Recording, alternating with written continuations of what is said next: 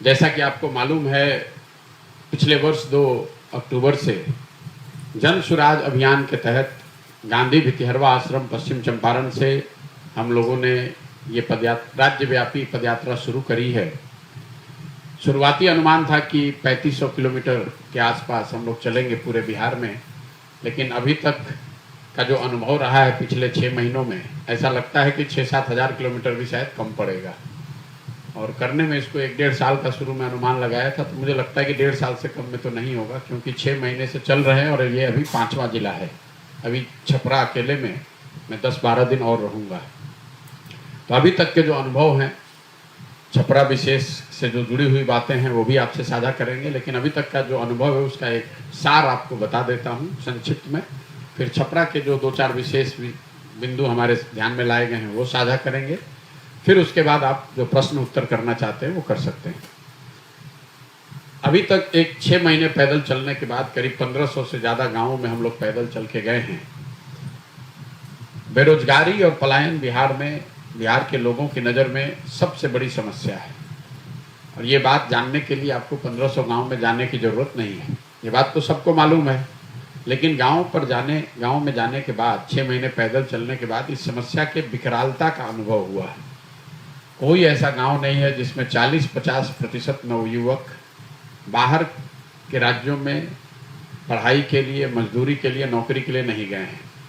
कई लोगों को, हम लोग को ये भी लगता है कि पलायन जो है वो गरीब तबके की समस्या है, बेरोजगारी गरीब तबके की समस्या है। लेकिन पैदल चलने के बाद मैं अपने अनुभव से आपको बता रहा हूँ कि बेरोजगारी और पलायन जितनी बड़ी गरीब लोगों के लिए समस्या है, उतनी ही बड़ी समस्या ये मध्यम वर्गीय परिवारों के लिए भी है। जो मध्यम वर्गीय परिवार हैं, आर्थिक नज़रिए से, आर्थिक तौर तरीके से ठीक ठाक हैं, उनके लिए भी उनके बच्चों की रोजगार एक बहुत बड़ी चिंता है। जहाँ तक पलायन का सवाल है, जो गरीब तबका है वो तो मजदूरी के लिए जा रहा है, लेकिन जो आर्थिक रूप से मजबूत लोग हैं उनके बच्चों को भी पलायन करना है, क्योंकि उनको भी पढ़ाई के लिए बाहर ही जाना है। अगर नौकरी उनको मिल भी गई तो भी उनको बाहर ही रहना है। तो इसका जो सामाजिक पहलू है कि बिहार में परिवार का एक यूनिट के तौर पर रहना वो करीब करीब असंभव ही है। शायद ही कोई परिवार है जहां माता पिता, पति पत्नी, बाल बच्चे एक साथ रह रहे हैं। हर व्यक्ति के परिवार में कोई ना कोई, चाहे पढ़ाई के लिए, मजदूरी, नौकरी के लिए, दवाई के लिए, उसको बाहर ही जाना है। तो बहुत कम ऐसे परिवार मिलते हैं जहां लोग बताते हैं कि होली दशहरा में भी वो परिवार के साथ रह रहे हैं। ये बहुत बड़ा सामाजिक पहलू है। इतनी बड़ी त्रासदी है कि देखिए, मैं पैदल चल रहा हूँ तो कई लोग बता रहे हैं भाई घर परिवार छोड़कर 1 साल 1.5 साल पैदल चलेंगे, लेकिन अगर आप ध्यान से देखेंगे तो बिहार के ज़्यादातर परिवारों की ये सच्चाई है। परिवार में जो पुरुष वर्ग है वो साल भर 2 साल में कभी 1 बार 2 बार ही अपने परिवार के साथ आकर रहने का उसको अवसर है। 10 दिन 15 दिन लोगों ने इसको नियति मान लिया है कि ऐसे ही होगा। पूरे जीवन आप अपने बच्चों को बड़ा होते हुए नहीं देखते हैं। अपने पूरे जीवन काल में अगर आपके माता पिता बूढ़े हैं तो आपको उनके साथ रहने का अवसर नहीं है। आप साल में 10 दिन 15 दिन 20 दिन रह रहे हैं। अगर आपके बच्चे आपके सामने बड़े हो रहे हैं तो आपके पास ये अवसर नहीं है कि वो कॉलेज यहीं पर हो, बच्चा यहीं पर पढ़े, यहीं पर नौकरी करे। कहीं ना कहीं वो जो पलायन का दंश है वो सबको डस रहा है। दूसरी जो बड़ी समस्या है वो किसानी की है, खेती किसानी की। क्योंकि बिहार में किसान और खेती इतना बड़ा मुद्दा है, एक बड़ा जनसंख्या का एक बड़ा भाग जो है वो किसानी पर निर्भर है। तो किसानों की जो यहाँ बदहाली है उसको समझने के लिए आपको 3 स्ट्रक्चरल बातें समझिए। यहाँ किसानों की हालत क्यों खराब है। सबसे पहली जो समस्या है वो भूमि से जुड़े हुए जो कानून है, भूमि सुधार नहीं होने की वजह से आज़ादी के बाद बिहार में समाजवाद, सामाजिक न्याय के नाम पर राजनीति तो हुई है, लेकिन भूमि सुधार की दिशा में कोई प्रयास नहीं हुआ है। उसका कारण, उसकी वजह से देश में 38% के मुकाबले बिहार में 60% लोग भूमिहीन हैं। मतलब जो 100 लोग बिहार में रहते हैं उसमें 60 आदमी के पास 1 धूर जमीनें नहीं है। जो 40 लोग जमीन जिनके पास है उनमें से भी 40 में से 35 लोग ऐसे हैं जो 2 बीघे से कम के मालिक हैं, बहुत छोटे किसान हैं। तो बिहार में ज़्यादातर जो खेती है वो कमाने वाली खेती नहीं है, वो खाने वाली खेती है। खेती आमदनी का जरिया नहीं है, खेती पेट भरने का जरिया है। आंकड़े बता रहे हैं कि 100 में 5 आदमी ही ऐसा है जो खेती किसानी करके आमदनी कर रहा है, आमदनी उसके लिए जरिया। जैसे हम लोग देखते हैं रोड पर चलते हुए, आप लोग देखते हो गांव देहात में भी, यहाँ गेहूं आपने रोपा है तो उसमें सरसों तीसी भी आपने छींट दिया। वो सरसों तीसी आप इसलिए उगा रहे हैं कि घर में आपको तेल न खरीदना पड़े, इसलिए नहीं उगा रहे हैं कि सरसों बेचकर कोई पैसा कमाएंगे। तो ये बहुत बड़ी समस्या है भूमि सुधार का, यहाँ पर कोई प्रयास न होना। दूसरी जो बड़ी स्ट्रक्चरल किसानों के साथ प्रॉब्लम है वो पानी का, जल प्रबंधन को लेकर जो कुव्यवस्था है। आधा बिहार बाढ़ से प्रभावित है और जो आधा बच गया उसमें करीब करीब 30% जमीन सूखे से प्रभावित है, वहाँ सिंचाई की सुविधा नहीं है। और कुछ और जो जमीन है वो नदियों के कटाव या जल जमाव जो चवर वाली स्थिति है। खासकर मैं 2 जिलों में चल रहा हूँ, आपके छपरा में, तो मुझे लग रहा है कि हर प्रखंड में हजारों एकड़ जमीन जल जमाव, जिसको चवर आप लोग कहते हैं, उसकी वजह से बर्बाद पड़ी हुई है। तो पहला है भूमि सुधार का लागू न होना, खेती का खाने वाली खेती होना, कमाने वाली खेती न होना। दूसरा है जल प्रबंधन कुव्यवस्था जो है, और इसको आंकड़ों में अगर आप देखेंगे तो आपको पता चलेगा कि बिहार देश का एकमात्र ऐसा राज्य है जहां पिछले 10 साल में सिंचित भूमि 11% से कम हो गई है। मतलब आज से 10 वर्ष पहले अगर 100 एकड़ में सिंचाई की सुविधा थी तो आज वो घट के 79 एकड़ रह गई, 89 एकड़ रह गई है। ऐसा इसलिए हुआ है कि जो नहर पहले बनाए गए, जो नलकूप की व्यवस्था की गई, वो रख रखाव के अभाव में वहां अब वो सिंचाई की सुविधा के लिए कामयाब नहीं है। तीसरी जो सबसे बड़ी समस्या है किसानों की यहाँ, वो है इन सारी परेशानियों के बाद जो किसान उपजाता है उसको उसका दाम नहीं मिलता।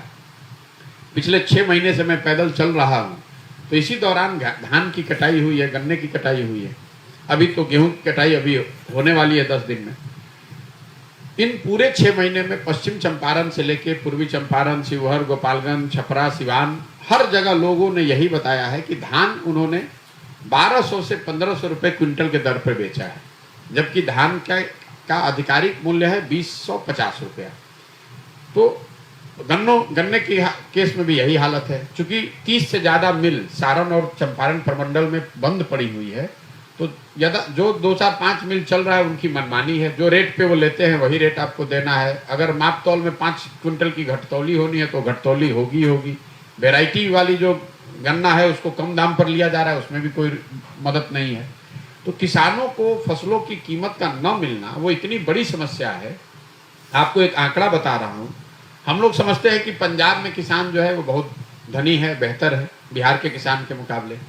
तो पंजाब में पिछले 10 साल में औसतन 70% धान और 70% से ज़्यादा गेहूं सरकारी समर्थन मूल्य पर खरीदा गया है। बिहार में पिछले 10 वर्ष में 13% धान और 1% गेहूं सरकारी मूल्य पर खरीदा गया है।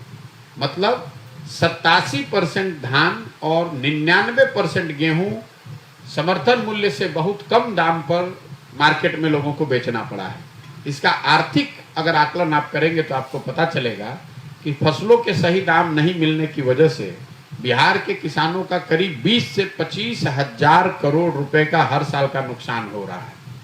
तो ये जो 3 बड़ी समस्या मैंने बताया आपको, किसानों की बदहाली के लिए जो जिम्मेवार है, भूमि सुधार का लागू न होना, जल संसाधन जल प्रबंधन के क्षेत्र में जो कुव्यवस्था है, और तीसरा फसलों का दाम का न मिलना। इसके साथ जो तात्कालिक समस्या किसानों की है कि यूरिया 277 के जगह 500, 600, 700 रुपये में मिल रहा है, उसकी कालाबाजारी हो रही है, बीज नहीं मिल रहा है, वो तो है ही। बेरोजगारी, पलायन और खेती के बाद जो तीसरा सबसे बड़ा मुद्दा लोग बता रहे हैं वो है शिक्षा व्यवस्था का ध्वस्त हो जाना। बिहार में शिक्षा व्यवस्था ध्वस्त है, ये तो सबको मालूम है। ज़्यादातर लोग इसको शिक्षकों की गुणवत्ता से जोड़कर देखते हैं कि शिक्षकों की क्वालिटी खराब है। इस बात में कुछ सच्चाई भी है। मैं एक कोर्ट का ऑर्डर देख रहा था, उसमें बिहार हाई कोर्ट ने, पटना हाई कोर्ट ने बताया 77,000 से ज़्यादा शिक्षकों के बारे में बताया गया है कि वो फर्जी डिग्री लेकर शिक्षक बने हुए हैं। आज तक उस पर कोई कार्रवाई नहीं हुई। लेकिन शिक्षकों की गुणवत्ता सिर्फ एक पहलू है। शिक्षा व्यवस्था के ध्वस्त होने के पीछे मेरी समझ से सबसे बड़ा कारण है विद्यालयों, शिक्षकों और बच्चों का समायोजन न होना। मतलब जहाँ पर विद्यालय बने हुए हैं वहाँ पर शिक्षक नहीं है, जहाँ शिक्षक हैं वहाँ विद्यालय बिल्डिंग क्लासरूम नहीं है, जहाँ दोनों है वहाँ बच्चे ही नहीं हैं। मैं आपको तीनों का एग्जाम्पल दे देता हूँ। जो जितने गांव गांव में विद्यालय खुले हुए हैं वहाँ पर तो खाली खिचड़ी बट रही है, कहीं पर भी वहाँ छात्रों के संख्या के हिसाब से शिक्षकों की संख्या नहीं है। कहीं 4 शिक्षक हैं 1200 बच्चे हैं, कहीं 1200 बच्चे हैं वहाँ पर 10 ही शिक्षक हैं, जो मुख्य सब्जेक्ट है उसके शिक्षक ही नहीं है। दूसरा, कई जगह ऐसे हैं जहाँ शिक्षक हैं लेकिन बिल्डिंग ही नहीं बनी है। तीसरा, ये जो कॉलेज हैं जहाँ विद्यालय, जहाँ पढ़ने की बिल्डिंग है, कैंपस है, वहाँ शिक्षक भी हैं, वहाँ प्रोफेसर लेक्चरर भी हैं, वो तो शिक्षा मित्र नहीं है, नियोजित शिक्षक नहीं है। और बड़ी संख्या में बच्चे भी हैं लेकिन वहाँ वो भी पढ़ने नहीं आ रहे हैं क्योंकि कॉलेज में भी पढ़ाई नहीं हो रही है। तो एक शब्द में मैं अगर कहूँ तो विद्यालयों में खिचड़ी बट रहा है, कॉलेज से डिग्री बट रहा है, पढ़ाई दोनों में कहीं नहीं हो रहा है। और मेरा मानना है कि नीतीश कुमार जैसे पढ़े लिखे व्यक्ति के मुख्यमंत्री रहते हुए बिहार में शिक्षा व्यवस्था का ध्वस्त हो जाना पिछले 5-7 सालों में, ये शायद उनके शासनकाल का सबसे काला अध्याय है। ऐसा मैं इसलिए कह रहा हूँ कि कल एक अच्छी सरकार बिहार में आ जाए, सड़क टूटी हुई है तो सड़क बन जाएगी, लेकिन जो व्यक्ति, जो पीढ़ी इस शिक्षा व्यवस्था की वजह से अशिक्षित रह गई, अब अगर अच्छी सरकार आ भी जाए तो उसको पूरे जीवन शिक्षित समाज के पीछे ही चलना है।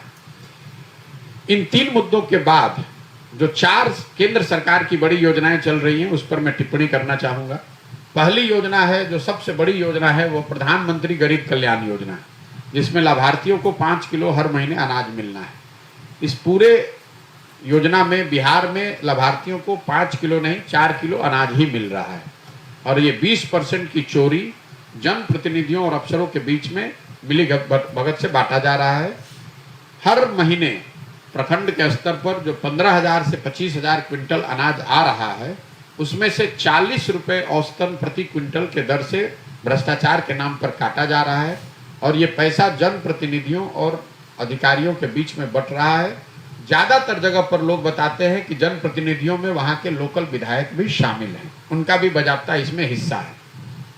दूसरी बड़ी योजना जो केंद्र सरकार की जिसकी चर्चा रहती है वो है स्वच्छ भारत अभियान, जिसके तहत हर घर में शौचालय बनाने की बात कही गई है। तो 1500 गांव में पैदल चलने के बाद मैं बिल्कुल आपको विश्वास से बता रहा हूं कि खुले में शौच आज भी बिहार के ज़्यादातर गाँव की सच्चाई है। कोई ऐसा गांव नहीं है जहां से निकलते वक्त हम लोग को नाक पर गमछा न बांधना पड़े। लोग बताते हैं कि शौचालयों के नाम पर लाभार्थियों से 2000 रुपये प्रति शौचालय लिया गया है और शौचालय बनाया गया या नहीं बनाया गया, उसका उपयोग किया जा रहा है या नहीं किया जा रहा है, उसकी चिंता किसी ने नहीं की। अधिकारियों ने और जनप्रतिनिधियों ने मिल बैठकर ODF सर्टिफिकेट जारी कर दिया। ये ODF कहीं नहीं लागू है। तीसरी जो बड़ी योजना है केंद्र सरकार की वो है आवास की योजना। गांव में हम लोग जब चल रहे हैं तो ज़्यादातर हम लोग को इंदिरा आवास योजना के लोग ही मिलते हैं। जो नई योजना है प्रधानमंत्री आवास योजना, इसके लाभार्थी बहुत कम है क्योंकि ज़्यादा लोगों को ये मिला ही नहीं है।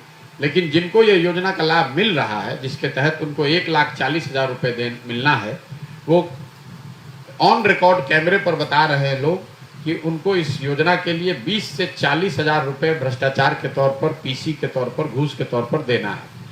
जहां पर जनप्रतिनिधि पैसा नहीं ले रहे हैं आवास योजना में, वहां पर भी अधिकारी का जो 20,000 25,000 का जो शेयर है वो तो लगना ही लगना है। कुछ जगहों पर जहां जनप्रतिनिधि भी पैसा ले रहे हैं वहां लोगों को 40,000 रुपये तक इसमें देने पड़ रहे हैं।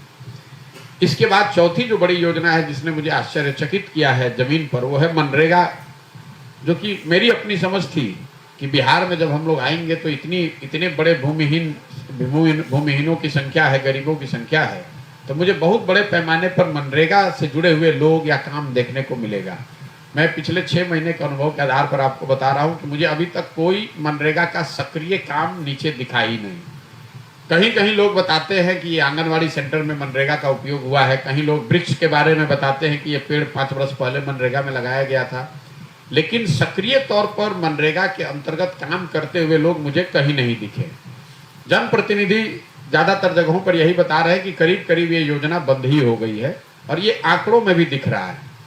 पिछले वित्तीय वर्ष में मनरेगा में बिहार का यूटिलाइजेशन 39% था। मतलब अगर हम लोग 100 रुपया मनरेगा में केंद्र से ला सकते थे तो अपनी लापरवाही और सुस्ती की वजह से सिर्फ 39 रुपया ही लेकर आए, और जो पैसा यहाँ आया उसमें लोग बता रहे हैं कि 40 से 50% की दर से मनरेगा में पीसी काटा जा रहा है। मनरेगा में पीसी का दर सबसे ज़्यादा है। तो मतलब 10 रुपया में 4 रुपया ही लेकर आए, और जो 4 रुपया आया उसमें भी 40% चोरी कर गए। तो ये 4 जो केंद्र सरकार की बड़ी योजनाएं हैं उस पर मेरी टिप्पणी थी। इसके अलावा जो बिहार सरकार के काम हैं उस पर मैं संक्षिप्त में आपको 5 मिनट में बताऊंगा। बिहार सरकार की योजनाएं जो हैं ज़्यादातर वो 7 निश्चय योजना से जुड़ी हुई हैं। तो 7 निश्चय का जो पहला निश्चय था, यंग लड़कों को, युवाओं को, जो बेरोजगार युवा थे उनको 1000 रुपया मासिक सहायता देने की बात 2015 में कही गई थी। बिहार में मुझे लगता है कि इस योजना को न शुरू किया गया 15 के बाद, न किसी को इसका लाभ मिला है। कोई जानता भी नहीं है, लोग इसके बारे में पूछते बात करते भी नहीं है। दूसरी जो योजना थी वो smart credit card, student credit card की बात थी, जिसमें ये अनुमान लगाया गया था। योजना ये थी कि बिहार में करीब 1.25 करोड़ ऐसे लोग हैं जो 12वीं के बाद जिनको अगर ऋण की सुविधा दे दी जाए, बैंकों से सस्ते दर पर लोन दे दिया जाए, तो अपने लिए रोजगार मिलने वाला कोई पढ़ाई कर सकेंगे और पढ़ लिख कर अपना रोजगार पा पाएंगे और उसके बाद उस ऋण को वापस करेंगे। इस योजना को भी करीब करीब ठंडे बस्ते में डाल दिया गया है। चलते हुए 2-4 इक्का दुक्का लोग मुझे मिलते हैं जिनको स्टूडेंट क्रेडिट कार्ड में कुछ लाभ मिला है, लेकिन इसकी पूरी संख्या लोग राज्य में जो सरकार के ही आंकड़े हैं वो 10 लाख से कम है। 2 योजनाएं जिसकी बड़ी चर्चा आप लोग भी करते हैं वो है नल जल योजना और नाली गली के पक्कीकरण की योजना।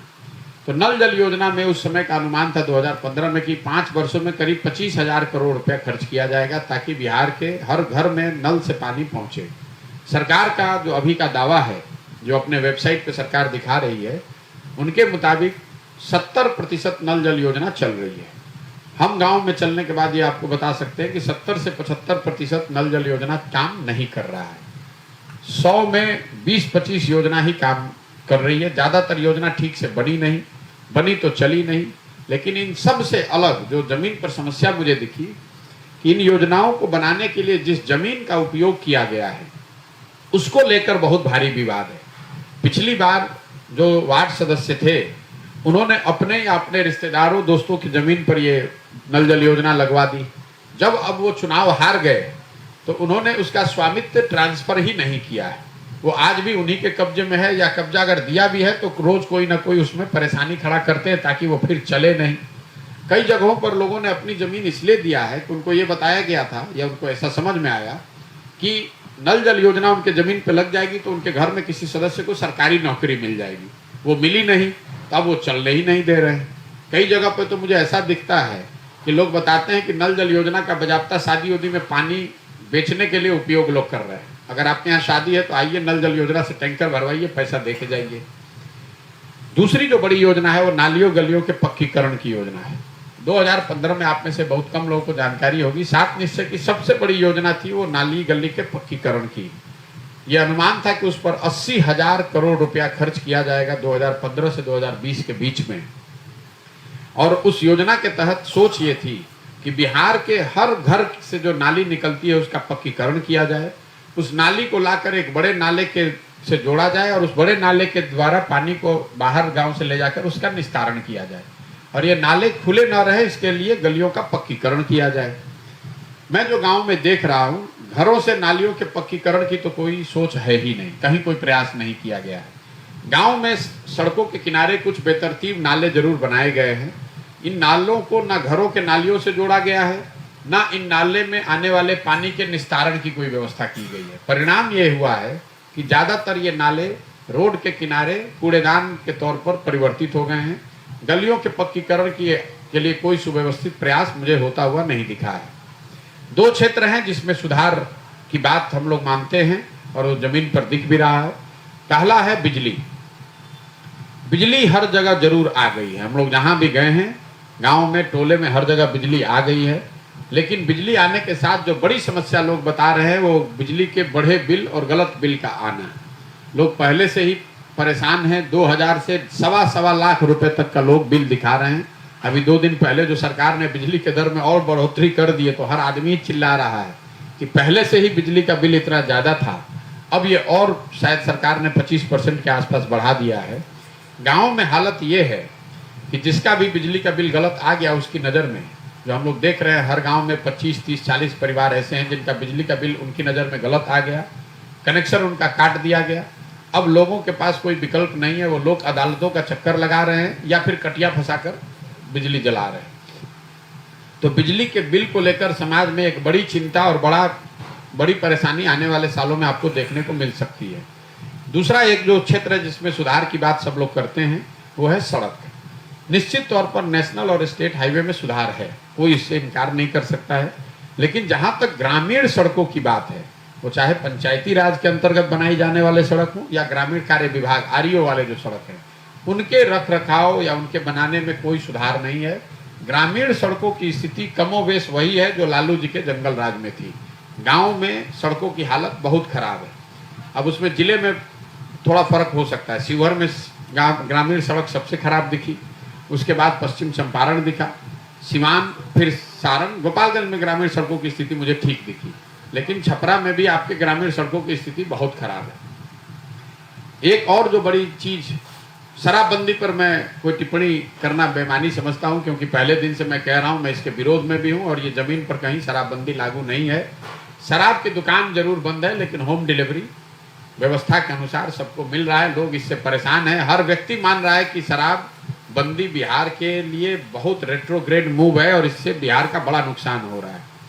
एक और जो व्यवस्था जिसके बारे में अभी मैं पिछले 2-3 महीनों से चर्चा सुन रहा हूं, जब हम लोगों ने चलना शुरू किया था तो कानून व्यवस्था को लेकर लोग ऐसा बता रहे थे कि देखिए महागठबंधन की सरकार बनी है, लगता है कानून व्यवस्था खराब हो सकती है। लेकिन मैं पिछले 2 महीने से, जब से मैं सिवान में आया हूं, तब से लोग बता रहे हैं कि कानून व्यवस्था की स्थिति बहुत तेजी से बिगड़ी है। लोग बता रहे हैं कि इस साल अकेले में कोई 15 से ज़्यादा मुखिया लोगों को पूरे बिहार भर में मार दिया गया, 6 से ज़्यादा सरपंचों को गोली मारा गया है। और इसके अलावा भी डकैती की, अपहरण की जो घटना है, जब हम लोग गांव में चल रहे हैं तो एक ये एकदम पल्पेबल डर जो है लोगों का कि कानून व्यवस्था को लेकर लोगों के मन में जो डर, जो शंका थी अक्टूबर नवंबर में, वो अब जमीन पर होती दिख रही है। लोगों को लग रहा है कि वापस से फिर कानून व्यवस्था की स्थिति बहुत भयावह हो सकती है।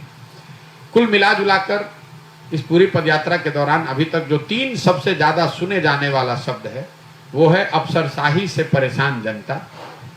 हर व्यक्ति बता रहा है भैया अफसरशाही बहुत है, चाहे आप जनप्रतिनिधि हैं, गरीब आदमी हैं, रसूख वाले हैं, हर व्यक्ति बता रहा है भैया अफसर बहुत परेशान कर रहे हैं। यहाँ बिहार में अफसरों का ही राज है। दूसरा जो शब्द है वो सरकारी विभागों में फैला हुआ भ्रष्टाचार।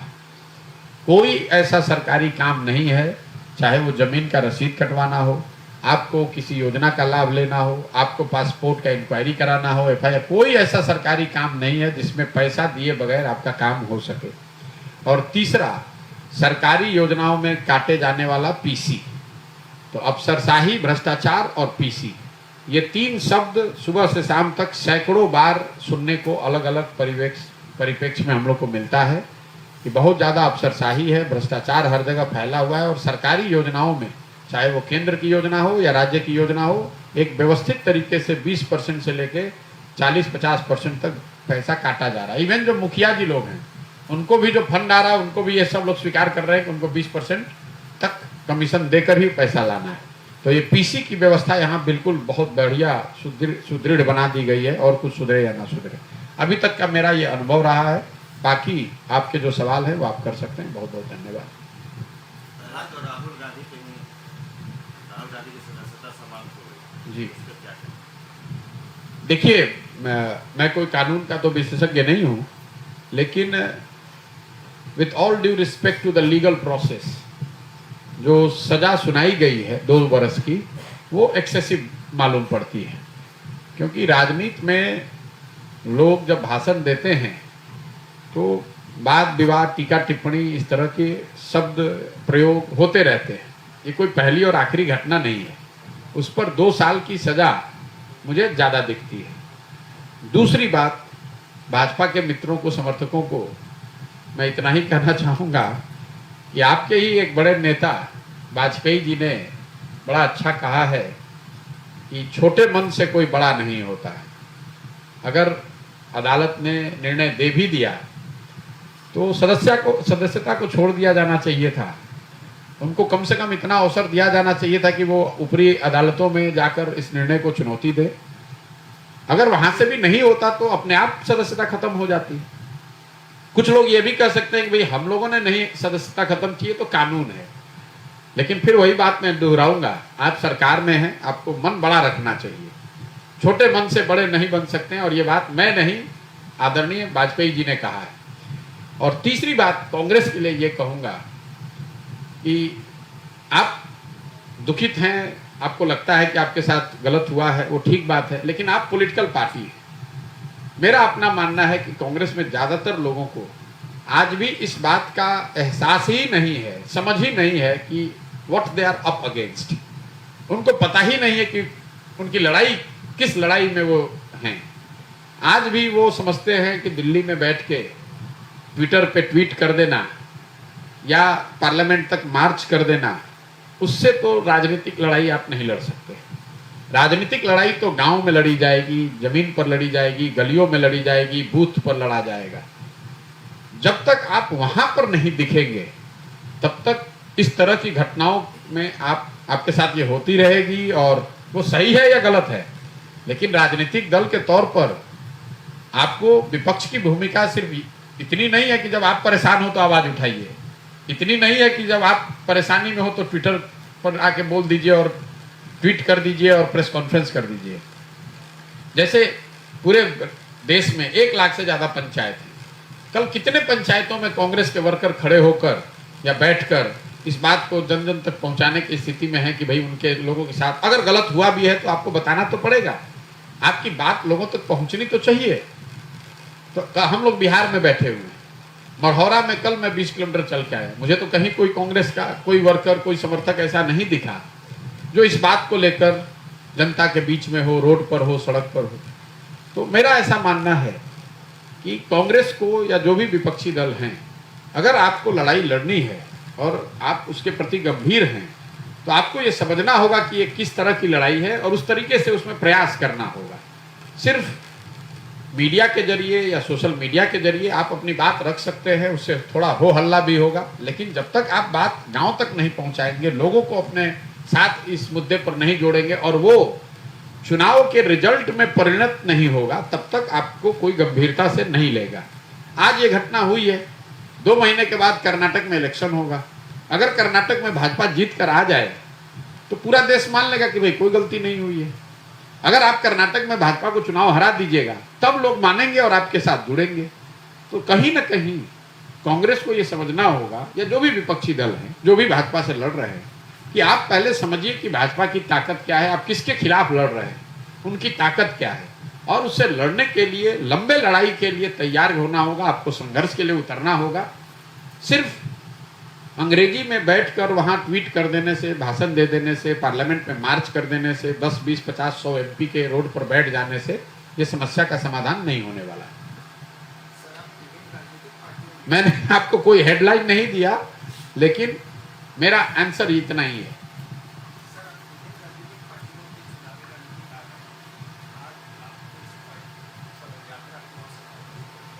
नहीं, विभिन्न पार्टियों के साथ जो मैंने काम किया वो 2011 से 2021 तक किया। मैं पदयात्रा ऐसा नहीं है कि वो काम छोड़कर आकर पदयात्रा कर रहा हूँ। मैंने वो काम 2021 मई में 2 मई 2021 को देश के जनता के सामने ये कहा कि अब ये काम मैं नहीं करूँगा। उसके बाद 1 साल मैंने अपने जीवन के लिए सोचने समझने के लिए रखा कि मुझे जीवन में आगे क्या करना है, और पूरे 10 साल में जो कुछ भी सीखा, जो अनुभव किया, जो कुछ भी समझा, उन सारी समझ के आधार पर बिहार में आकर एक व्यवस्था बनाना चाहते हैं। अब बिहार में इसलिए आ रहे हैं कि बिहार में सारे प्रयासों के बावजूद, सारे अलग अलग विचारधारा, अलग अलग दलों के शासन के बाद भी बिहार में जो आज हमारी आपकी स्थिति है वो दयनीय है, बदहाल है। मैं रोज कहता हूँ कि बिहार में जिन लोगों ने भी शासन किया है, जिन दलों ने, जिन नेताओं ने, उन्होंने जो कुछ भी किया या करने का दावा कर रहे हैं उसको अगर आप सही मान लीजिए कि कांग्रेस ने अपने 40 साल के शासनकाल में बिहार के लिए अच्छा किया, मान लीजिए कि लालू जी के शासनकाल में सामाजिक न्याय मिल गया, लोगों को, गरीब को, वंचित को आवाज मिल गई। मान लीजिए कि नीतीश कुमार भाजपा की गठबंधन की सरकार में बिहार का सड़क बिजली बन गया, विकास हो गया। इन सारी बातों को अगर आप सही भी मान लेंगे तो भी जो आज बिहार की सच्चाई है वो तो यही है कि आप देश के सबसे गरीब, सबसे पिछड़े, सबसे अशिक्षित, सबसे ज्यादा भुखमरी और बेरोजगारी वाले राज्य है। तो कहीं ना कहीं ये बताता है आपको, हमको, बिहार के समाज को कि जिस रास्ते पर हम लोग पिछले 40-50 साल से चल रहे हैं उस रास्ते पर चलकर तो आप समृद्ध और अग्रणी नहीं बन सकते। और यही मेरी समझ है कि अगर बिहार को सुधारना है, जन सुराज अभियान का परिभाषा ही क्या है? जनता की मदद से, समाज की मदद से एक नई राजनीतिक व्यवस्था बनाना, एक ऐसी व्यवस्था जिसमें दल बने, लेकिन वो दल कोई व्यक्ति प्रशांत किशोर न बनाए, कोई परिवार न बनाए, कोई जाति समूह न बनाए, बल्कि बिहार का हर वो व्यक्ति जो समझता है कि बिहार में बदलाव की जरूरत है, एक बेहतर विकल्प की जरूरत है, वो साथ में आए, मिले और उसको बनाए। हमारी पहचान क्या है? अभी तक जो हमारी पहचान आप कम से कम जानते हैं कि मैं राजनीतिक दलों को, नेताओं को मदद करता हूं कि वो साथ में आकर व्यवस्थित तरीके से चुनाव लड़े, अपने आप को संगठित करें और चुनाव जीते। तो मैं अगर ये काम दलों के लिए कर रहा था, नेताओं के लिए कर रहा था, तो ये काम जनता के लिए भी किया जा सकता है। मैं जनता को संगठित कर रहा हूं, उनको जागृत कर रहा हूं ताकि वो संगठित हों, एक प्लेटफॉर्म पर आए, दल बनाएं और फिर उस दल को मदद की जाएगी ताकि वो चुनाव लड़े और जीते। अगर गठबंधन की जरूरत पड़े तो? भैया पहली बात तो कोई दल है नहीं अभी, और जो पूरी सोच है वो सोच नई व्यवस्था बनाने की है, उसमें गठबंधन का सवाल ही कहाँ पैदा होता है। और ये जो पूरी रणनीति है इसमें या तो आप अर्श पर हैं या फर्श पर हैं। अगर बिहार की जनता को समझ में आएगा ये दल बनता है और इस पूरी परिकल्पना से लोग जुड़ेंगे तो आप इतनी सीट जीतेंगे कि आप गिन नहीं पाइएगा। और अगर लोगों को समझ में नहीं आया तो आपका खाता भी नहीं खुलेगा। तो ऐसी कोई परिस्थिति में देखता नहीं। ठीक है भैया, और कोई अगर आपका सवाल नहीं तो इसको हम लोग खत्म करें। बहुत बहुत धन्यवाद। एक सवाल, जैसे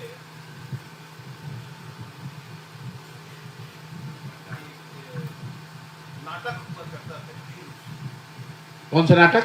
जुलूस।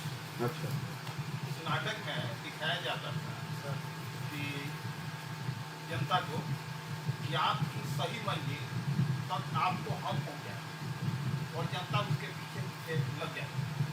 फिर जाके एक चौराहा आता है और वह व्यक्ति जो जनता को मंजिल तक पहुंचाने का दावा करता है एक दूसरे तरफ पहुंचता है जी।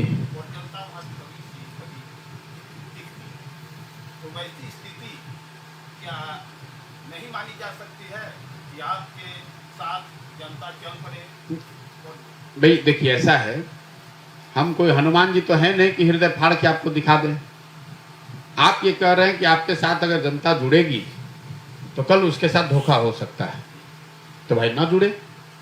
आप जिसके, एक मिनट, आप जिसके साथ अभी तक जुड़े रहे हैं, जिस किसी के साथ भी जुड़े रहे, वहां तो 100 में 100% आपके साथ धोखा हुआ है। कोई नया आदमी प्रयास कर रहा है जिसमें आप कह रहे हैं कि धोखा हो भी सकता है, नहीं भी हो सकता है। ठीक है, आप सुनिए ना मेरी बात। मैं रोज मन से कहता हूं कि मैं जो कह रहा हूं इस पर आप बिल्कुल भरोसा मत कीजिए। मैं जो कर रहा हूं उसको देखिए, जांचिए, परखिए, मूल्यांकन कीजिए। अभी आपने अपने अनुभव की बात की, तो आप अपने अनुभव के आधार पर निर्णय लीजिए। अगर आपको अनुभव ये बताता है कि नहीं, जिस पुरानी व्यवस्था से आप जुड़े हुए हैं वही ज्यादा बेहतर है, तो वहीं पर जुड़े रहिए। आपको कौन बुला रहा है कि आके इसमें जुड़िए?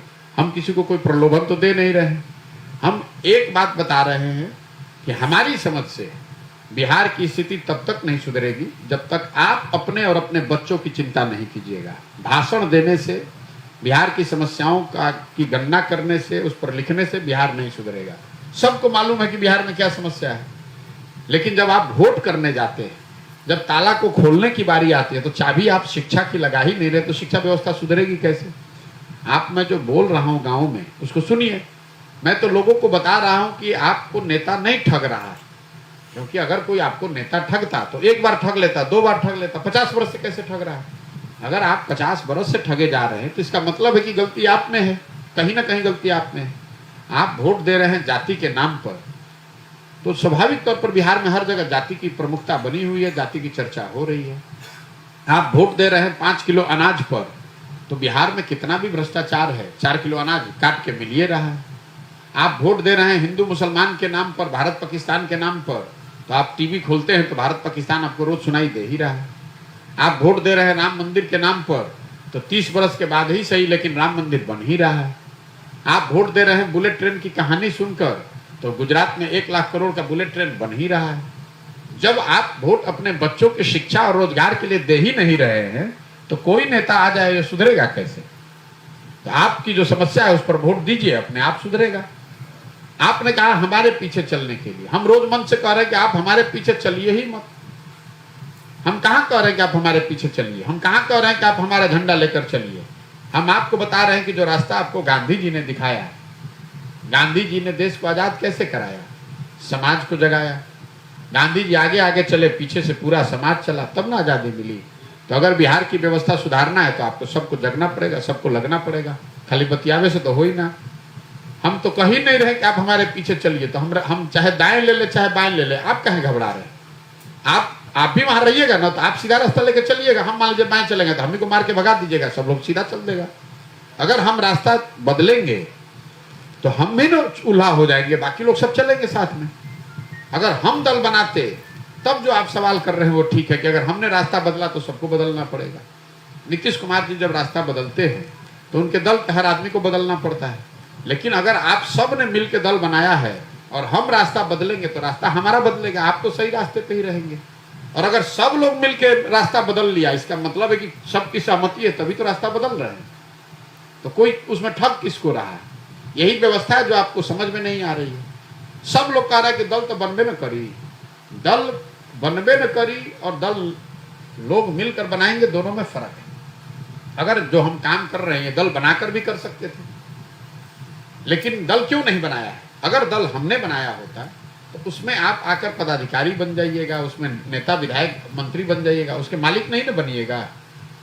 लेकिन अगर आप मिलकर बनाइएगा तो एक ही वोट आपका होगा, लेकिन आप एक वोट के मालिक रहिएगा। यही पूरी परिकल्पना है। समझ में आए तो जुड़िए, नहीं समझ में आए तो जहां है वहां रहिए। तो सत्य ही है ना कि दल बनेगा। ये आपका कोई स्पेकुलेशन नहीं है। ये पहले दिन जब अभियान शुरू हुआ है उसी दिन कहा गया है। ये आप कोई खोजी पत्रकारिता से आप नहीं निकाल रहे हैं। हम रोज कह ही रहे कि दल बनेगा, खाना बनेगा, लेकिन खाना अगर ठीक से बनाइएगा तो अच्छा बनेगा, ज्यादा गलत बनाइएगा तो जल जाएगा, खराब भी बन जाएगा, कच्चा भी रह जाएगा। खाना बनेगा ये तो बात सबको मालूम है, लेकिन खाना अच्छा बने उसके लिए किस तरीके से आप खाना बनाते हैं इस पर निर्भर है ना भाई। आप गलत तरीके से खाना बनाएंगे तो खाना जल सकता है, कच्चा रह सकता है, बेस्वाद हो सकता है। और ठीक से बनाइएगा तो वही खाना बहुत स्वाद वाला हो सकता है, आपके स्वास्थ्य के लिए बेहतर हो सकता है। बहुत बहुत धन्यवाद।